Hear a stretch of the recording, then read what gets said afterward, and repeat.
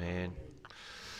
자, 오늘 본문 말씀은 우리가 잘 아는 요한복음 3장 16절입니다.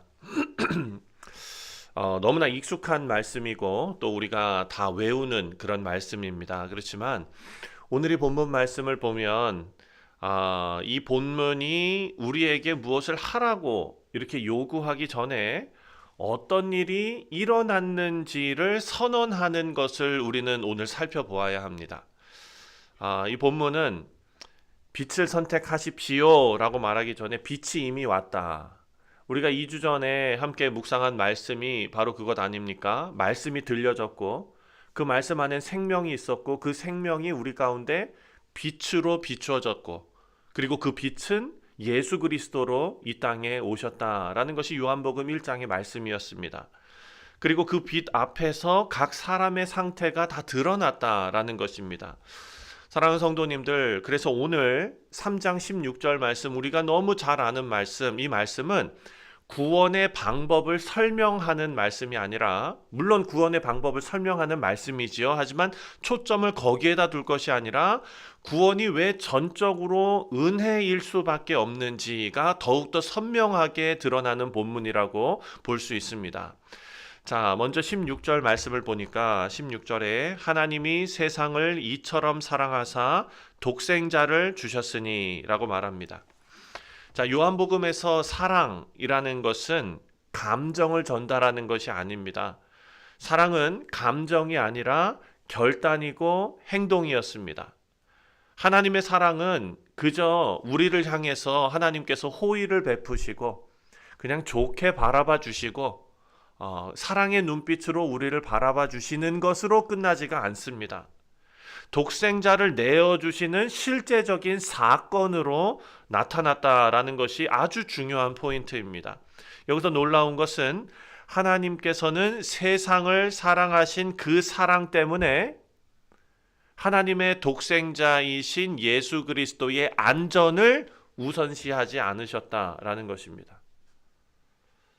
사랑하는 성도님들, 하나님께 있어서 하나님 자신 그리고 독생자 예수 그리스도 하나밖에 없는 아들이라고 생각했을 때 그 관계는 엄청난 관계이지 않습니까?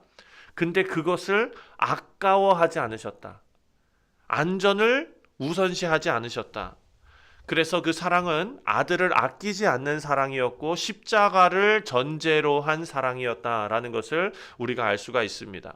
너무나 많이 들었던 이야기이기 때문에 이것이 우리 피부 가운데 확 와닿지 않습니다. 그렇지, 하나님 그렇게 하셨지.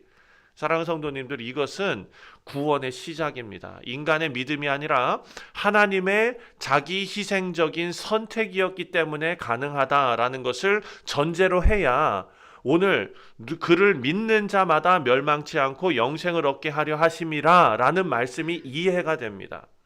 자, 이제 들어가 보겠습니다. 두 번째 16절부터 18절 말씀을 보니까 그를 믿는 자마다 멸망치 않고 영생을 얻게 하려 하심이라 라고 말합니다. 근데 사랑하는 성도님들, 이 말씀을 읽을 때마다 어떤 생각이 드십니까? 그를 믿는 것은 내가 해야 되는 것으로 여겨지지 않습니까? 네. 그럼 목사님, 믿는 것은 무엇입니까? 어떻게 해야 믿는 것입니까? 나도 믿고 싶습니다. 밖에 나가면 우리가 전도할 때 예수 믿으세요, 예수 믿으세요 이렇게 전도하지 않습니까? 맞습니다. 예수 믿으면 영생을 얻는 거 맞습니다. 그렇다면 예수 믿는 거 어떻게 하는 거냐고요. 그때 우리에게 뭐라고 얘기합니까? 교회 나와야 됩니다. 말씀 읽어야 됩니다. 기도하셔야 됩니다. 사랑하는 성도님도 그게 정답일까요? 예. 여기에서 이 본문의 핵심이 드러나는 것입니다. 믿음이 조건처럼 들리기 때문에 이 말씀 요한복음 3장 16절이 어찌 보면 힘을 잃고 있다. 본래의 의미보다 힘을 잃고 있다라고 생각할 수 있습니다. 요한복음에서의 이 믿음은 하나님을 움직이는 우리의 공로가 아닙니다. 우리가 치성을 드리고 정성을 쏟아서 하나님께서 그 정성에 감동하셔서 우리를 구원해 주시는 것이 아니다라는 것입니다. 이 믿음은 하나님이 이미 행하신 구원 앞에서 드러나는 우리의 반응이라는 거예요. 그러니까 우리가 예수 믿으면은요, 신앙생활을 하다 보면 예수를 내가 믿는구나, 나 이제부터 예수 믿습니다 하는 순간이 반드시 있다는 거예요. 그런데 그 순간부터 우리가 구원받은 것이 아니라 그 이전에 하나님께서 이미 행하신 구원 앞에서 그것이 깨달아지며 믿어지며 하나님 앞에 드러나는 반응으로서의 요한복음 3장 16절이라는 것입니다. 18절 말씀은 이것을 더 분명히 합니다. 18절 말씀을 보면 그를 믿는 자는 심판을 받지 아니하는 것이요 믿지 아니하는 자는 하나님의 독생자의 이름을 믿지 아니함으로 벌써 심판을 받은 것이니라. 아멘. 자, 여기에서 심판은요, 미래에 새로 시작되는 절차가 아닙니다. 이미 드러난 상태의 선언입니다. 예수님께서는요, 이렇게 불신자들을 따로 정리해가지고 정죄하러 오신 분이 아닙니다. 믿지 않는 자들, 그들은 이미 빛 밖에 있었고 그 상태가 예수님의 빛으로 오신 예수님이 오심으로써 그 상태가 드러난 것입니다. 그러니까 성경에 계속 알곡과 죽정이 이야기를 하지 않습니까?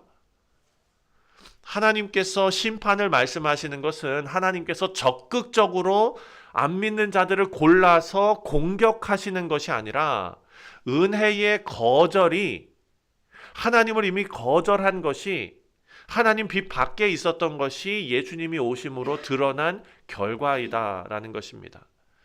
그리고 19절 말씀을 보겠습니다. 19절 말씀에 그 정죄는 이것이니 곧 빛이 세상에 왔으되 사람들이 자기 행위가 악함으로 빛보다 어둠을 더 사랑한 것이라. 자, 빛보다 더 어둠을 사랑한 것이다. 여기서 예수님께서 중요한 진단을 하십니다. 사람들의 이 빛을 거절한 이유가 있습니다. 그것은 빛이 부족해서가 아닙니다. 예수님이 부족하게 이 땅에 오셔서가 아닙니다. 설명이 부족해서도 아닙니다. 증거가 부족해서도 아닙니다. 증거는 구약 전체가 증거이고 하나님이 이것을 증거하고 계십니다.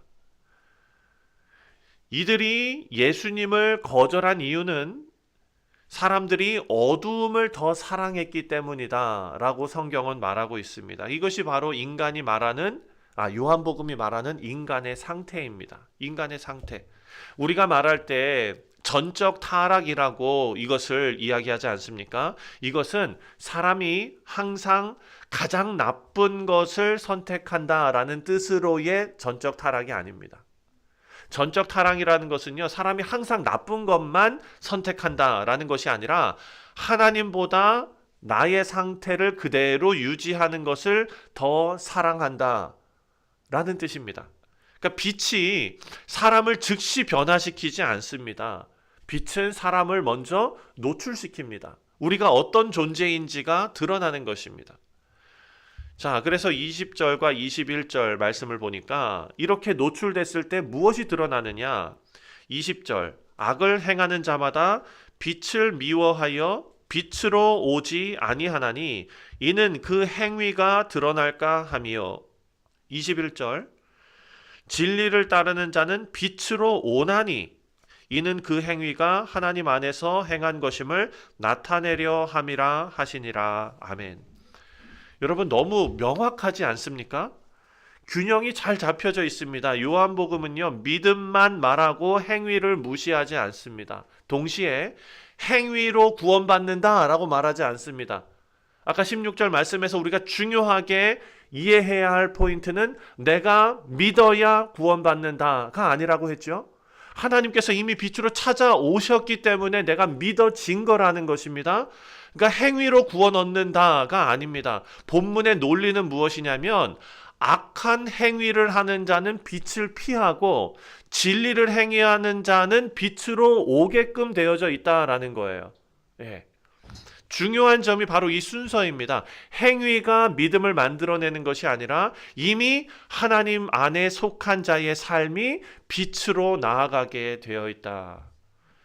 사랑하는 성도님들, 많은 분들이 목사님, 믿음으로 구원 얻는 게 아니라면, 내가 결단해서 믿어서 구원 얻는 게 아니라면 그러면 자유의지는 어디다 쓰는 겁니까? 하나님께서 우리를 로봇으로 만들지 않으셨잖아요. 자유의지는 어디다 쓰는 겁니까? 우리가 말하는 자유의지는요, 이제부터 쓰는 겁니다. 내 자유의지로 성령 하나님께서 나와 동행하시며 빛으로 들어온, 그리고 빛이 비추어져서 진리가 드러난 그런 인생은요, 이제 성령의 역사하심과 나의 자유의지가 한데 섞여서 시너지가 나타나면서 어디로 향해 갑니까? 빛으로 향해 가는 거예요. 하나님께서 기뻐하는 길을 살아가는 거예요. 십자가가 우리에게 보여주신 길을 걸어가는 거예요. 그러니까 이 길이 힘들고 어려운 길이고 아픈 길이라 할지라도 그 길을 우리가 의지적으로 걸어가는 것이죠. 그래서 21절에 진리를 따르는 자는 빛으로 오나니, 이는 그 행위가 하나님 안에서 행한 것임을 드러내려 함이니라. 여러분, 우리가 어떻게 이렇게 살아갑니까? 저희 아버님도 62에 소천하셨잖아요. 그렇죠? 네. 20대 초반에 목회를 시작하셔가지고 거의 그래도 40년 넘게 그 목회를 하시면서 참 정말 어려운 그런 목회를 이렇게 해 나가셨잖아요. 그렇죠? 그 아들로서 그 목회자의 삶을 바라봤을 때, 진짜 힘든 삶이다. 좀 어렵다. 이런 생각 참 많이 했어요. 그래서 저는 제가 예전에도 한번 말씀드렸는데, 고등학교 때, 중학교, 고등학교 요 시절 한참 반항할 때 나는 죽어도 목사 안 할 거라고 그랬을 때 아버지가 저녁 식사하시면서 뭐라고 하셨는지 아시죠? 하지 말라고. 안 해도 된다고. 예. 그러면서 뭐라 그러셨냐면, 하나님께 영광 돌리는 방법이 꼭 목회는 아니다. 너가 잘하고 좋아하고 그리고 옳은 일을 하면서 하나님 충분히 섬길 수 있다. 그 역설적으로 그 얘기를 들으니까 하고 싶더라고요. 네. 어쨌든 그것이 무엇이냐면요, 사랑하는 성도님들, 우리가 목회자뿐만 아니라 우리 신앙생활하는 모든 분들, 교회에서 직분 맡아서 섬기시는 모든 분들 하는 일들이, 사역들이 얼마나 힘듭니까? 그런데 그 길을 우리가 왜 갑니까? 왜 또 그 가운데 기쁨이 있습니까? 하나님께서 우리에게 빛을 비춰주시고 우리 가운데 하나님께서 찾아오심이 드러나는 일이라는 것입니다. 그리고 그 일이 하나님의 은혜와 우리의 자유의지로 한데 섞여서 시너지를 이루면서 우리는 그 길을 의지적으로 걸어갈 수 있다라는 것입니다. 이것은 하나님 안에서 일어나는 일입니다.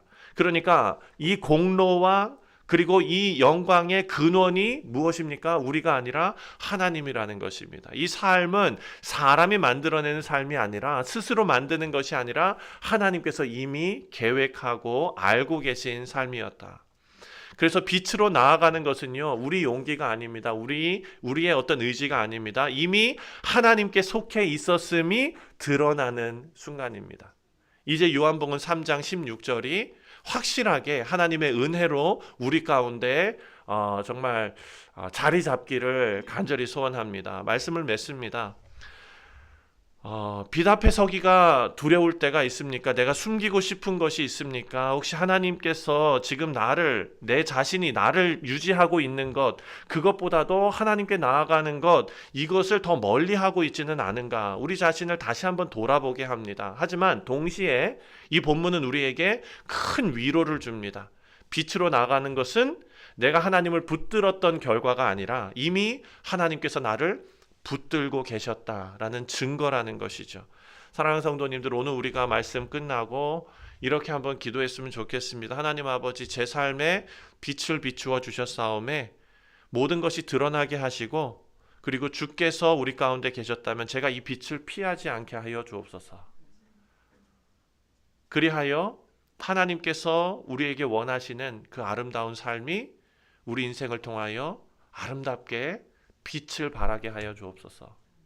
함께 기도하겠습니다. 하나님 아버지, 독생자를 아끼지 않으신 그 하나님 앞에, 그 사랑 앞에 우리가 다시 섰습니다. 아버지여, 우리가 빛이 불편해서 숨고 싶었던 마음이 우리 가운데 있습니까? 하나님 아버지, 우리를 하나님께서 이미 붙드시고 택하시고 주의 자녀를 삼으시고, 또 우리가 그 하나님의 사랑이 깨달아지고 믿어지게 하셨사오니 아버지여, 이제 하나님으로 빛으로 나아갈 수 있는 힘과 지혜와 용기도 주님 허락하여 주시옵소서. 빛 가운데서 주님을 바라보게 하시고 주님의 은혜를 끝까지 의지하는 우리 모두 되게 하여 주옵소서. 감사드리오며 예수님의 이름으로 간절히 기도하옵나이다. 아멘. 하늘에 계신 우리 아버지여, 이름이 거룩